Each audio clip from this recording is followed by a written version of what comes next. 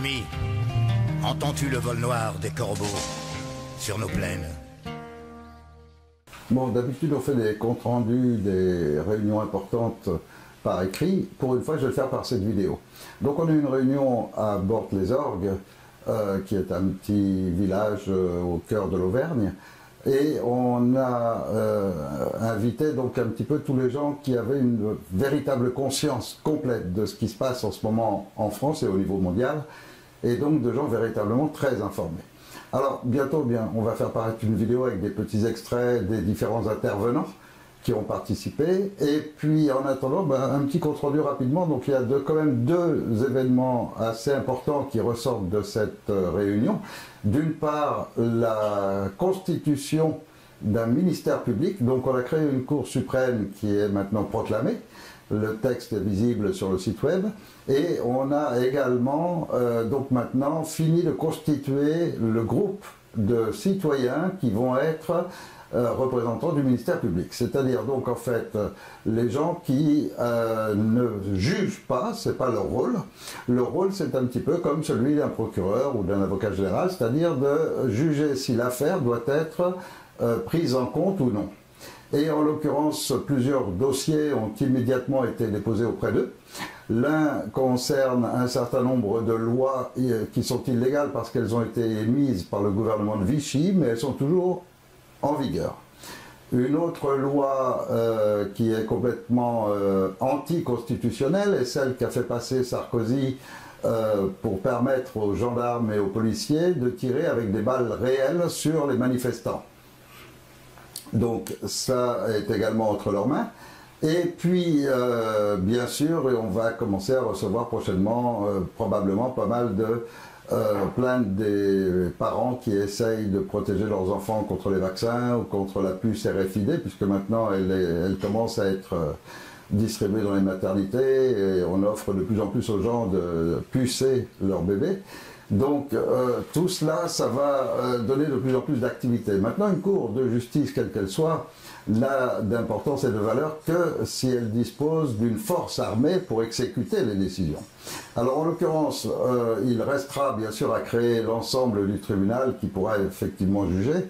Et pour l'instant, on va se limiter seulement à cet aspect du ministère public, qui peut émettre des mandats d'arrêt lorsqu'il s'agit de gens qui mettent véritablement en danger beaucoup d'autres personnes ou qui ont commis des trahisons graves vis-à-vis du peuple français ou de la nation ou du territoire français.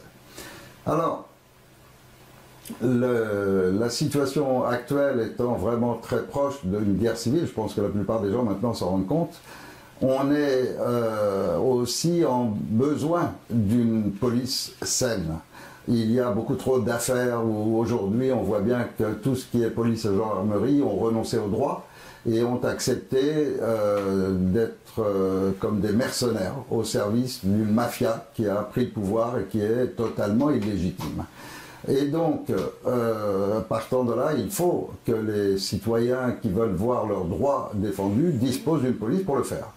Ce qui fait que nous avons créé un organe spécial qui va être composé d'une part des premiers citoyens volontaires, donc de gens qui sont aptes à remplir cette mission, et de policiers et gendarmes que j'appelle, en même temps, là c'est l'occasion, que j'appelle à offrir leur service à cette organisation, dans la mesure où rien ne les empêche d'effectuer leur métier, mais de nous offrir quelques heures, peut-être chaque semaine ou chaque mois même, seulement, mais pendant quelques heures où ils vont représenter une police citoyenne saine, une police qui ne cherche pas à soutirer de l'argent aux gens, une police qui n'exécute pas aveuglément des ordres complètement illégaux, rien de tout cela. Ce sera une police qui va agir exclusivement sur les ordres de la Cour suprême. Seulement quand le gouvernement, par exemple, passe une loi pour forcer au vaccin,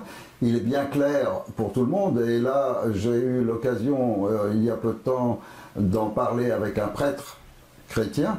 et d'en parler avec un imam musulman. Or, c'est un peu bête ce que je dis, parce qu'en fait, après, c'est automatiquement chrétien, un imam, c'est automatiquement musulman. Mais peu importe, toujours est-il qu'on peut parler des trois grandes religions, que ce soit les juifs, les musulmans ou les chrétiens. Ils ont tous des valeurs culturelles de leur religion qui remontent à plusieurs centaines d'années. Et donc, quand tout d'un coup, les politiciens disent « vos enfants ne vous appartiennent plus, c'est maintenant la franc-maçonnerie qui décide des produits chimiques qu'on va leur injecter de leur naissance, c'est la franc-maçonnerie qui décide du programme scolaire et on va leur apprendre le sexe le plus tôt possible, puisque dès la maternelle, maintenant, il y a un programme de l'éducation scolaire, c'est quand même gravissime. On est en train de parler de l'éducation nationale. Et ce programme est répandu dans tous les pays du monde, donc il n'est pas mis en place parce qu'on a un ministre de l'Éducation nationale qui est tombé sur la tête. Il est mis en place parce qu'il y a un ordre d'un groupuscule international qui supervise les gouvernements, passe ces ordres et les gouvernements ne font que les appliquer.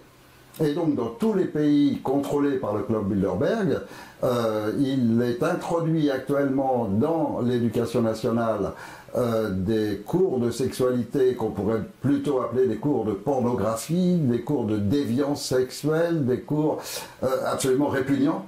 Et beaucoup de parents s'y refusent, beaucoup de parents cherchent à retirer leurs enfants de l'école. Il y a la vaccination forcée qui est encore un refus des droits de l'homme.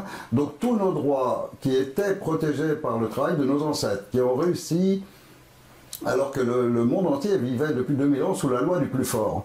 Nos ancêtres ont réussi ce miracle extraordinaire d'imposer une déclaration des droits de l'homme et du citoyen qui renverse complètement le système. C'est-à-dire que ce n'est plus la loi du plus fort, c'est la loi du peuple souverain qui utilise la force à son service. Et cette force, elle est au service du peuple et non au service de ceux à qui elle est confiée. Relisez la Déclaration des droits de l'homme et du citoyen et rappelez-vous surtout qu'elle est en vigueur et que c'est la plus haute hiérarchie juridique en France. Ça veut dire, en clair, qu'il la viole allègrement par ses lois. Et qu'à partir du moment où il la viole, les lois sont illégitimes, les juges qui vont essayer de retirer les enfants à leurs parents sous prétexte donc que les parents ont refusé de vacciner ou refusent que leurs enfants aillent subir les cours de déviation sexuelle, eh bien, s'il y a des forces de l'ordre qui tentent d'aller enlever ces enfants, eh bien, il y aura une police citoyenne qui viendra s'y opposer.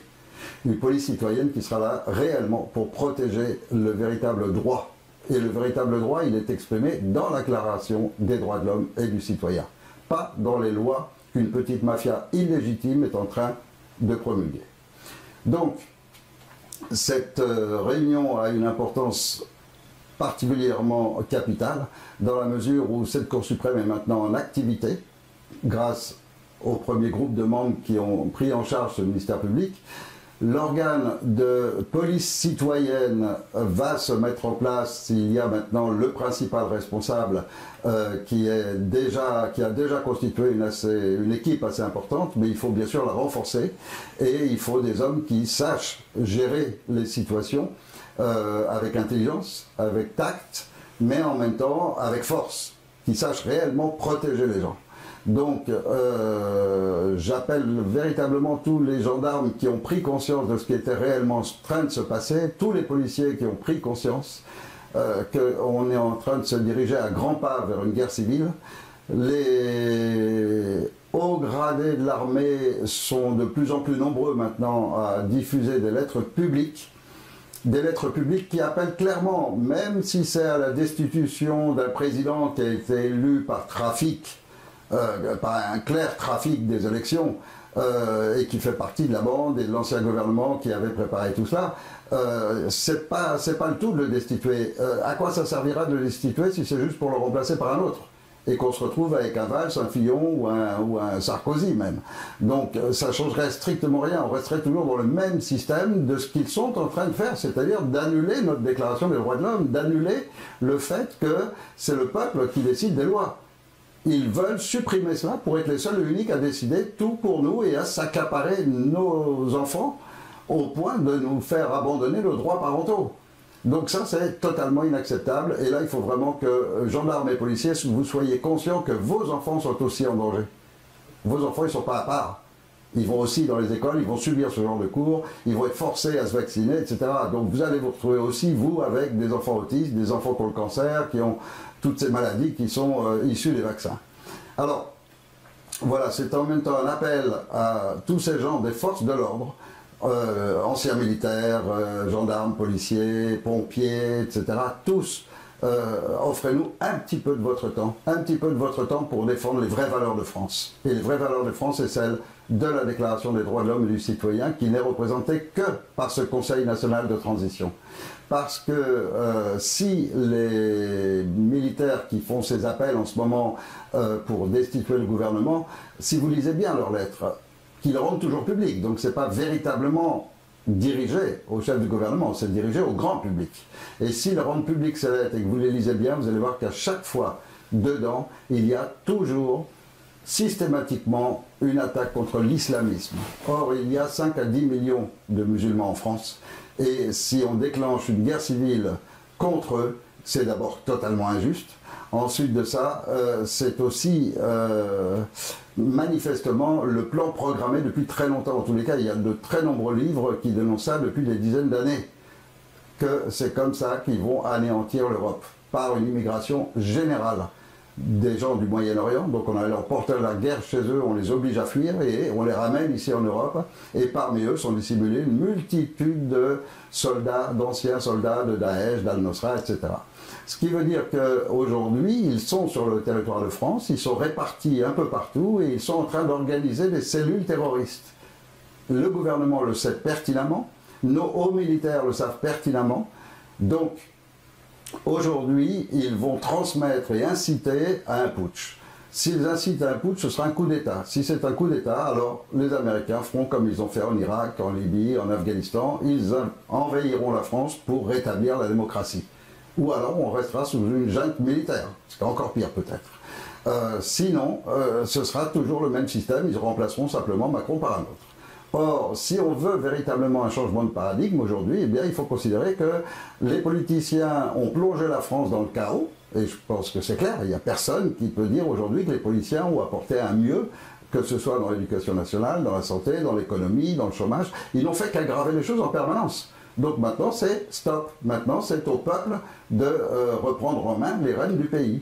Et pour cela, le Conseil national de transition dispose de 300 membres complètement aguerris, complètement prêts pour affronter la situation et pour remettre tout de suite la France sur les bons rails et rétablir le bon droit et le juste droit, celui de la Déclaration des droits de l'homme et du citoyen. Donc voilà, cette vidéo c'est avant tout un appel à tous ces gens qui sont restés intègres dans les forces de l'ordre, et heureusement, ils sont encore nombreux. En dehors de vos activités, vous avez toujours du temps libre. Offrez-nous 2, 3, 4, 5 heures de votre temps dans le mois ou dans la semaine, chaque semaine, qu'on sache qu'on dispose d'un peu de temps pour lequel, s'il y a des parents, des enfants à protéger, on puisse vous appeler et compter sur vous. Et donc, vous allez vous joindre aux équipes déjà existantes. Et tout ça est en train de se mettre en place et on va aller très vite parce qu'on sait qu'avant la fin de l'année, il va se passer des choses.